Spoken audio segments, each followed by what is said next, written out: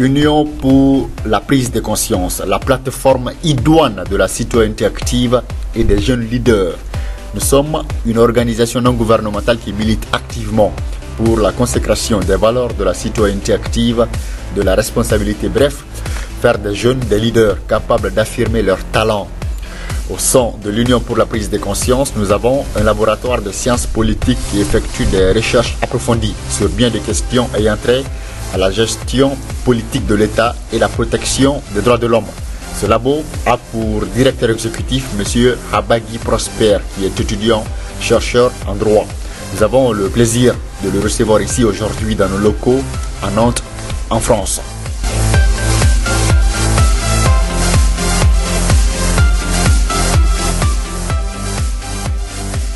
Bonjour à tous et bienvenue à cette interview spéciale aujourd'hui consacrée à la rentrée politique du laboratoire des sciences politiques de l'Union pour la prise de conscience. Monsieur le directeur Habagui Prosper, bonjour. Bonjour. Cette semaine constitue la rentrée de votre labo des Sciences Po à l'UPC. Quel est votre état d'esprit à la veille du lancement officiel de vos travaux? Effectivement, comme vous venez de le dire, cette semaine constitue la rentrée du labo en ce sens que nous commençons nos activités dès à présent. Oui. Ceci ne veut pas dire qu'on les avait arrêtées, non, loin de là. Au contraire, on a beaucoup travaillé en amont pour ensuite essayer de tout concrétiser cette rentrée, quoi. C'est pour ça que nous sommes vraiment motivés, le labo est motivé à mettre en œuvre tout travail durant tout l'été.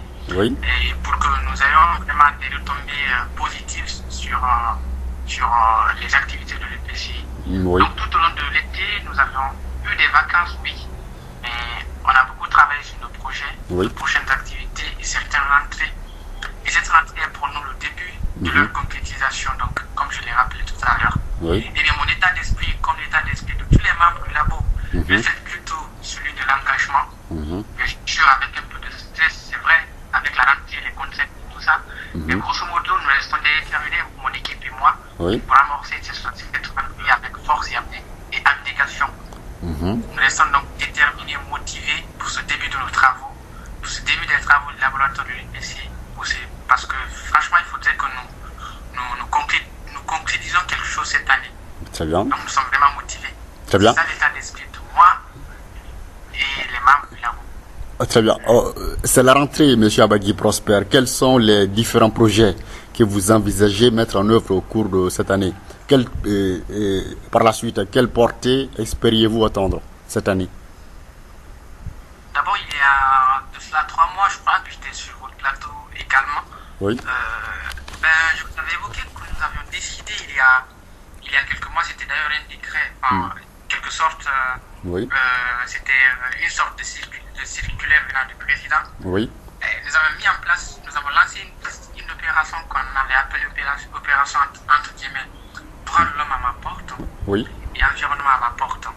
Eh bien, nous voulons travailler sur ce projet avec beaucoup de force cette année. Au cours de cette année, nous avons beaucoup d'autres activités à réaliser à côté de la principale qui constitue droit de l'homme à ma porte et environnement à ma porte. Comme par exemple, nous avons décidé de rédiger un rapport sur la situation des droits de l'homme, qui est d'ailleurs en cours, et nous voulons le finaliser cette année. Ensuite, l'organisation de pas mal de conférences, de débats et partout dans le monde, le lancement d'une pétition dont les modalités seront connues sous peu. Et je ne vais pas rentrer dans ces détails. À côté donc de l'opération droit de l'homme à ma porte, d'autres activités parfois même corollaires interviendront cette année. Par ailleurs, nous étudions actuellement sur la possibilité qui pourrait être de lancer par exemple les années qui viennent les universités d'été de l'UPC d'ici peu. Donc également le labo travaille sur ces projets-là. Donc au cours de cette année, je pense qu'on aura des idées claires là-dessus. Et également essayer de voir dans quelle modalité nous pourrions organiser d'éventuelles universités d'été de l'UPC. Très bien. Ça sera très important pour notre institution. Bien sûr. Ce sont donc entre autres les projets sur lesquels nous pencherons au cours de cette année, monsieur le journaliste. Très bien. Monsieur Habagui Prosper, comment allez-vous vous y prendre très concrètement? Quels sont vos moyens? Vous savez,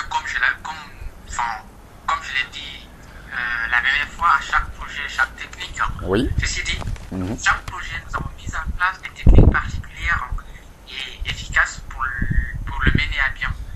Compte tenu du temps qui nous est imparti sur ce plateau aujourd'hui, pour le projet phare qui constitue Droits de l'homme à ma porte, nous avions d'ailleurs depuis plusieurs mois mis en place une politique qui permettra d'amener tous les membres de l'UPC à mener des enquêtes autour d'eux, leur vécu, leur quotidien. Et l'ensemble de ces enquêtes-là nous permettra en fait ensuite de rédiger notre rapport sur les droits de l'homme, un rapport global.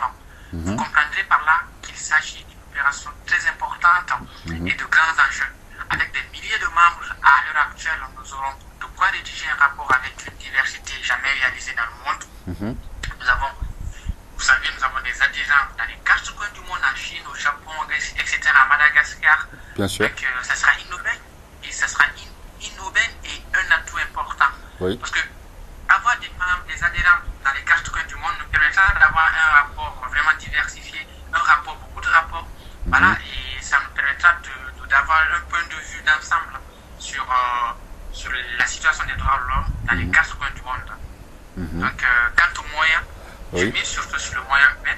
Voilà, nous avons des hommes et des femmes capables de mobiliser des milliers de personnes. Nous misons beaucoup sur ces moyens humains qui sont incontournables de nos jours dans n'importe quelle organisation. Donc, mon équipe et moi, nous sommes déterminés et j'espère qu'avec la mobilisation de nos adhérents, ces milliers d'adhérents qui veulent changer le monde, qui veulent changer la situation du genre humain, qui veulent que l'homme soit tissé au pinacle de toutes les vertus, je pense qu'avec leur mobilisation, nous mènerons à bien ce projet. Droits de l'homme à ma porte et environnement à ma porte. C'est le projet phare de laboratoire à cette rentrée politique. Très bien. Mais, M. Abagui Prosper, quelles sont vos attentes dans ce sens? Bon, je résumerai nos attentes en quelques mots. Vous savez, c'est la première fois que l'UPC lance aussi une opération d'une telle envergure. Donc, pour le moment, je pense que nous misons d'abord obtenir beaucoup de rapports à travers cette manière vraiment anodine de mener des enquêtes.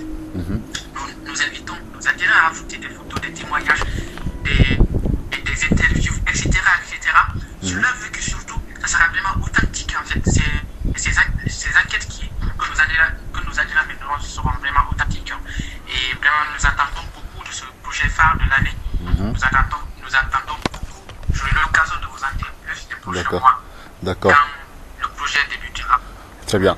Quand l'opération sera lancée. D'accord, je vous en dirai plus. Nous attendons beaucoup. C'est un projet phare de l'UPC. Je pense que ça permettra à l'UPC d'être aussi connu de par ses rapports. C'est un rapport vraiment rigoureux que nous préparons. Très bien. Très bien. Monsieur le directeur du Labo des Sciences Po, pourrait-on connaître la population ciblée et votre champ d'action? Vous savez, vous connaissez déjà l'UPC depuis près de 4 ans. Voilà, la population ciblée en gros, c'est la couche juvénile. Oui, parce que l'avenir nous appartient. Et s'asseoir, c'est la couche juvénile parce que l'avenir nous appartient. Et s'asseoir, se recroqueviller sur nous-mêmes, comme si tout était fatalité et un danger. C'est pourquoi par nos actions, nos conférences, nos débats et puis nos enquêtes que nous mènerons plus tard, nous essayerons de mettre la jeunesse au cœur de nos actions, au cœur de nos enquêtes et donc de la responsabiliser. Outre, nous ciblons tous ceux qui croient que tout peut changer, que l'image du monde peut changer, que ce monde ultra-capitaliste peut avoir un visage humain.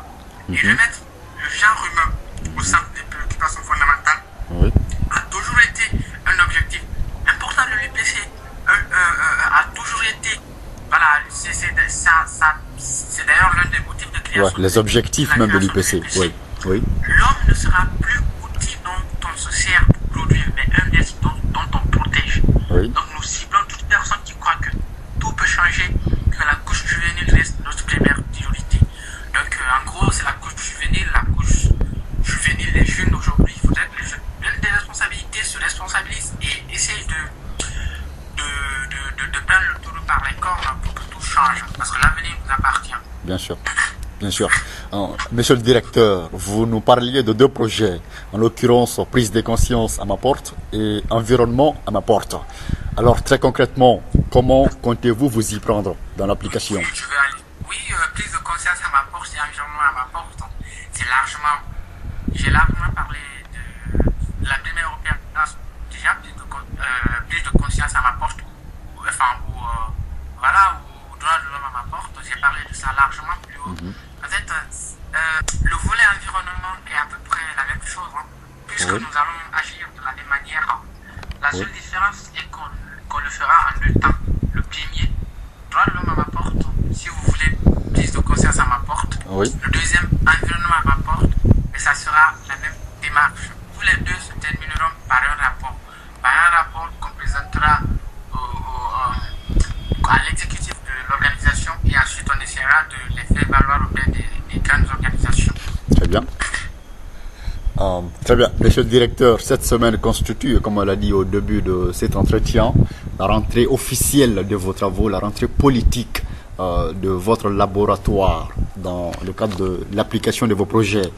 Donc nous arrivons visiblement au terme de... Oui, effectivement, c'est la rentrée politique, c'est la rentrée, la grande rentrée, quoi, si j'ose dire. Bien sûr. Mais cela ne veut pas dire qu'on s'était arrêté pour... parce que les droits de l'homme aujourd'hui, on prend... Quand on décide de défendre les droits de l'homme partout dans le monde, on ne prend pas une pause.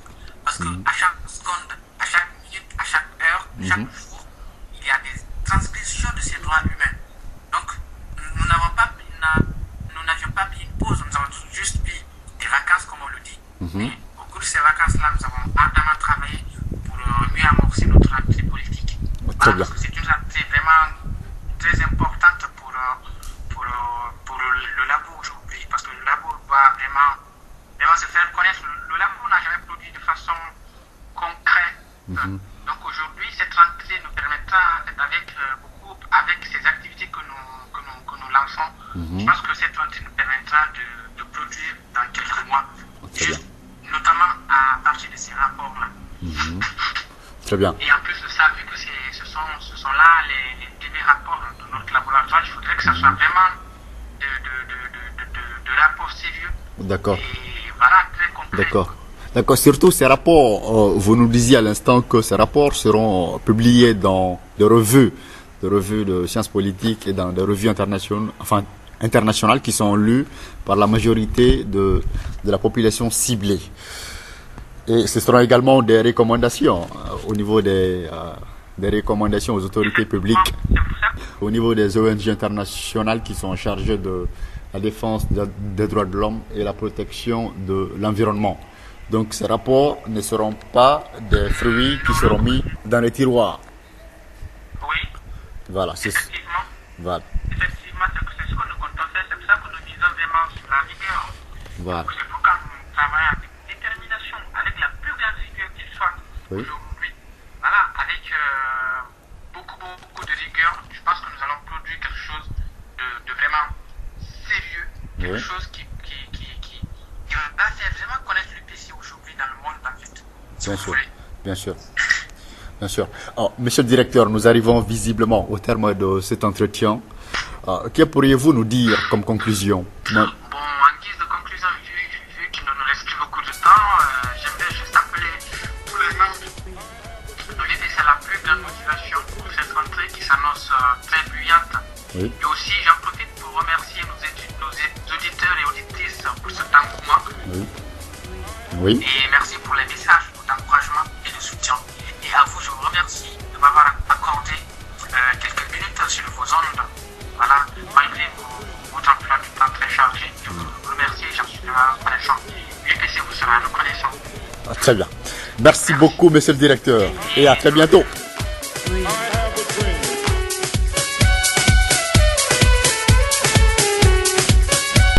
Je suis un citoyen actif. Donc, je suis membre de l'Union pour la prise de conscience.